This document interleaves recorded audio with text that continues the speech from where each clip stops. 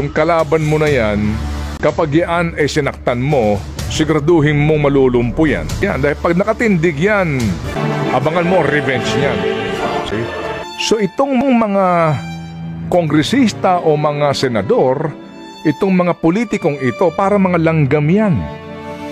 Na magkakanya-kanya na po ng amoy kung nasaan ang bango ng asukal. Diba?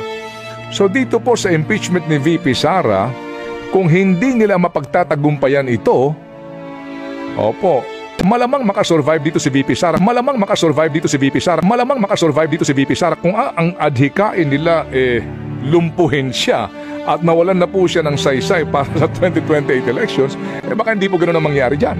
Baka hindi po ganoon ang mangyari dyan. Baka hindi po ganoon ang mangyari dyan.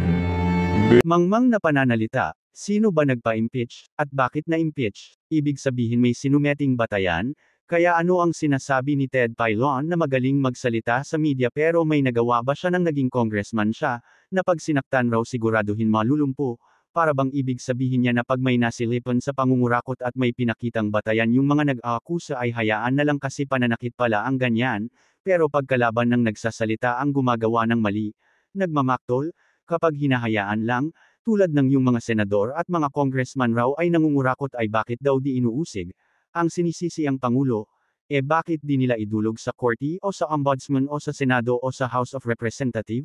O ano ang mga ginagawa ng mga opposition kung talagang totoo ang mga paratang, ngunit pag kung kakampi nila ang masusing na pasyahang na imbestigahan, sasabihin nila pang didimoles, gusto ng mga sudo o mga nagmamagaling na ito. Lahat sila ang sundin ng mga nakaupo, o bakit nagkaroon pa ng Pangulo kung kondi rin pala masunod ang gusto ng Pangulo?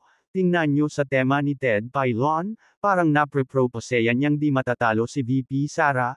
Parang hinuhusgahan niya agad na mali ang mga nagsulong ng impeachment at ang House of Representatives at magiging mali na rin ang Senado, na sobrahan siya sa talino, nauulanigan niya agad ang mangyari, di magwawagi ang impeachment, ba't di na lang nila hintayin, parang minamali at iniinsulto nila ang House of Representatives at ang Senado, kung bakit sinang-ayonan ang impeachment, hearing, naman yan, at constitutional.